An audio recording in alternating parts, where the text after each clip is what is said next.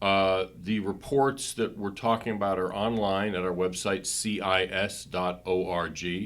Steve's report is called Immigrants from Afghanistan, a profile of foreign-born Afghans. Nayla's blog post is also right there on the homepage, Operation Allies Refuge, who exactly was on those planes. So we're going to take some questions from listeners. I already have a few of them. Maybe I don't know, I think I'll start with one which relates to resettling Afghans, whether they're refugees or not, but just call them refugees in a general sense, not the formal legal sense. The groups, the contractors who are paid by the federal government to do this resettlement as part of the refugee program, this is mainly for you, Nayla. VOLAGs was the shorthand name for them before. I think they've come up with something else now. But one question from a listener was, and this is interesting, Steve's data suggested that Northern California, the Bay Area and Sacramento, is one of the main areas of Afghan settlement, but it's also a place with very high housing costs. And this has always been, a problem in resettling refugees. You look for places where housing is cheap, and it's not cheap in the Bay Area or Sacramento. Any thoughts on how that would work? Would the resettlement contractors, look for low-cost places? Do they get housing benefits? You were talking about some of the welfare benefits they're eligible for. And Steve reported use of housing benefits. Any sort of thoughts on that, the resettlement end of it and the costs and the problems? Well, resettlement agencies are the ones who take care of people, refugees. Now it's parolees probably, or Central American minors crossing through the borders. So they are the ones who are now in charge of helping people, house people when they are here, etc. They get money, they get funding from the government to do that. What they do is they decide in which state exactly, in which city this person is going to be sent, and they find housing. Usually, yes, they do look for cheap housings. I'm not sure about the example you gave, Mark. Perhaps these were not refugees, perhaps these were a network of Afghans who came together after a while, and so it wasn't, I don't know if it was through the resettlement agencies. Now, I don't know if we look back a little bit, this decision to send somebody to a state and not another is simple because of rent, access to work, etc., but also because the practical reason is these resettlement agencies have local affiliates in these cities, whether it's the translator, whether it's a social worker, etc., little offices that is convenient when somebody's coming, it's already set. And these little offices, some of those closed because of the decreasing numbers of refugees under President Trump. But the resettlement agencies, there are 9 of them, they are still functioning. That's, I think. Well, let me say this. Steve, sure. We don't actually have data in the American Community Survey on housing. But the way you could sort of estimate it is that program is linked. So right now, if I had to guess based on the ratio of natives who use welfare and get housing based on other surveys, we just can't look at Afghans in those surveys. The sample size isn't big enough. You'd have to assume that the rate of public housing use among Afghan immigrants is about 3 times that of the native-born, maybe about 18%. But what you have to remember about housing programs, there's a short-term thing that refugees have access to in terms of housing assistance. But the main housing programs, which is the voucher system or public housing itself, is limited. And that is going to create a big issue. And so this does point to something I hinted at the end of my discussion. It's very costly to provide housing.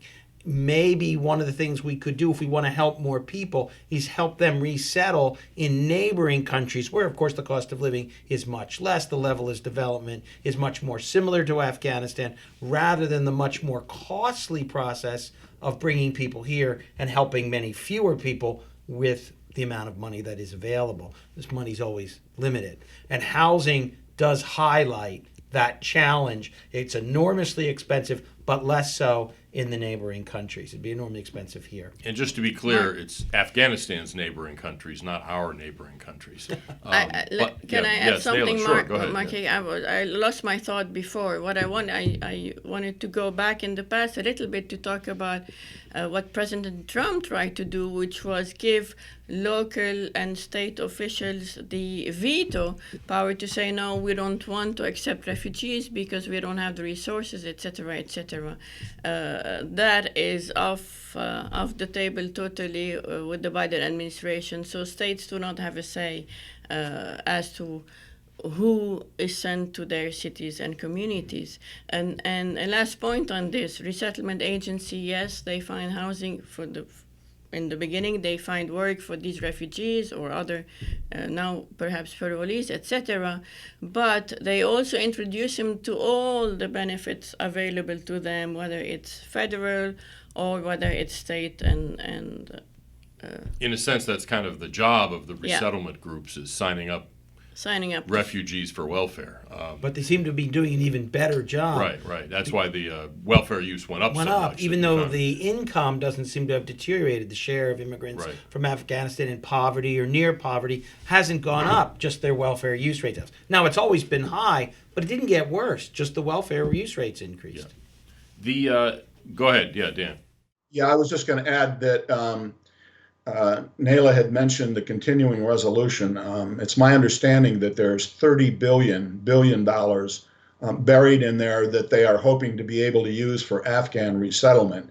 So when Steve talks about this being costly, it needs to be understood that it's going to be costly for the American taxpayer. And there's no doubt in my mind at all that that $30 billion would be a drop in the bucket over the course of time to what's going to be needed to do an adequate job of resettling these individuals and understanding that there's going to be a long-term continuing need for governmental services, a great deal of which will get dropped on state and local governments without reimbursement.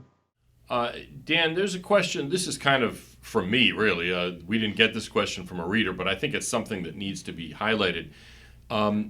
You've talked about the vetting that's been done, and there are limitations to it, but let's suppose there's an Afghan who is at one of our bases abroad or has already been admitted to the U.S., and we do somehow stumble on information that's, disqualifying. Somehow, either it's some kind of security threat or he's in some other way inadmissible to the United States. A prior deportee, for instance, you would mention that's happened at least once. What do we do with them? Because returning them to Afghanistan is likely off the table, and no one else is going to take them, and we can't keep them in custody for more than 6 months, according to the Supreme Court. So aren't we just going to let all of them into the U.S., whether they pass vetting or not? I think that's exactly what's going to happen.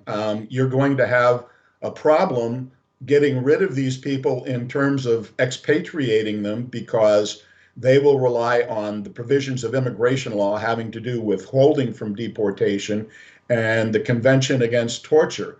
There is almost no chance whatever of being rid of them once they are in the United States.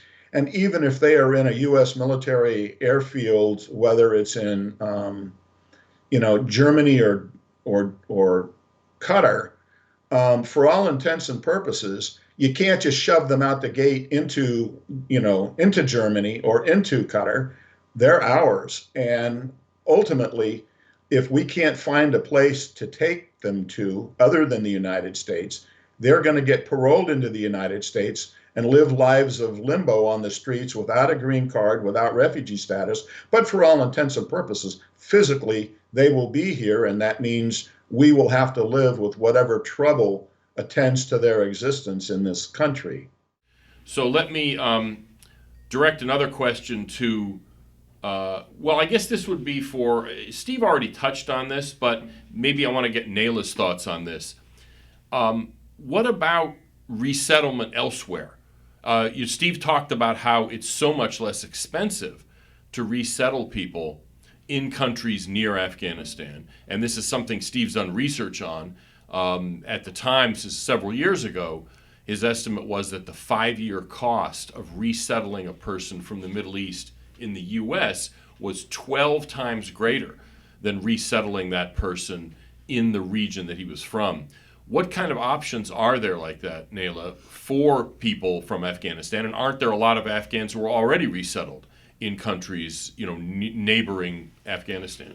There are over 2.2 million, and now add to these perhaps 500,000, the United Nations says, Afghans resettled in Iran and Pakistan. Only these two countries host the most of Afghan refugees.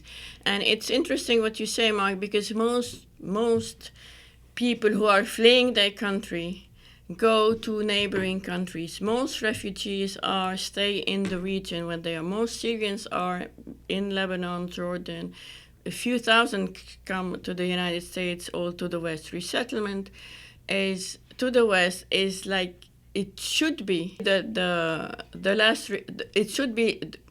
We should resettle only people who cannot stay even in the country of asylum. That is why resettlement was created, and that's not how it happens. Now you want to resettle all the Afghans who leave now. Well, it becomes a political, humanitarian, refugee advocate based admission into the country. It's not as much as the need for these Afghans to be in the United States and not in neighboring country. It's more of the United States wants to say we have admitted enough.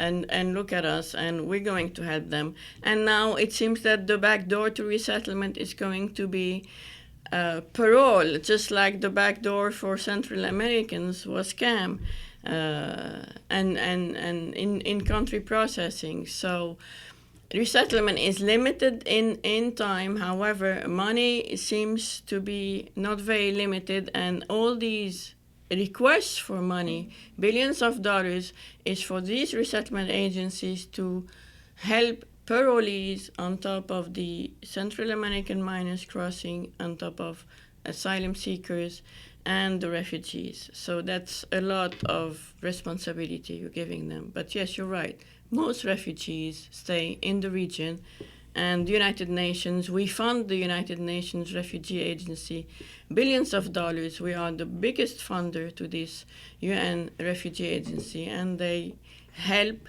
refugees where they are. Right. We're going to take one more question. I don't know if if you, Nayla, or maybe Dan have information on this, but do we know what is happening with vaccination or COVID tests and all the rest of it? What kind of health checks or vaccines are necessary, kind of generally, even apart from COVID, for people coming here, especially the refugees? Well, let me go quickly. Maybe then you can Sure. go after. I know that they are being tested as any immigrant that comes to the United States. They should do it beforehand. Some are being tested in these U.S. bases in the United States. Regular tests for tuberculosis, vaccines. I forget. I mean, there's a list of regular checks that you need to do, and they are doing it. They are asking if these Afghans want to be vaccinated. Whoever wants to is. However, it's not mandated, and they are given a COVID test. So I think that the medical checkup is being done in these U.S. bases before Afghans are let into the communities inside. It's interesting, though, that we're letting them in without requiring COVID vaccination, whereas in many other contexts, people are being required. Americans are being required to get vaccinated. Well, I want to respect people's time. We're right about at 1 hour. Let me remind people that the reports we're talking about are all online at our website, cis.org. And if you came in halfway through this discussion, it's going to be the whole thing is recorded and will be on our website, cis.org. We have a podcast for those who are interested in learning more just in generally. We've done a couple on the issue of Afghans, but we've done, on a whole variety of other issues too. The podcast is available at all the usual places. It's called Parsing Immigration Policy. It's on our website too, but also Spotify and what have you, all those places where podcasts are.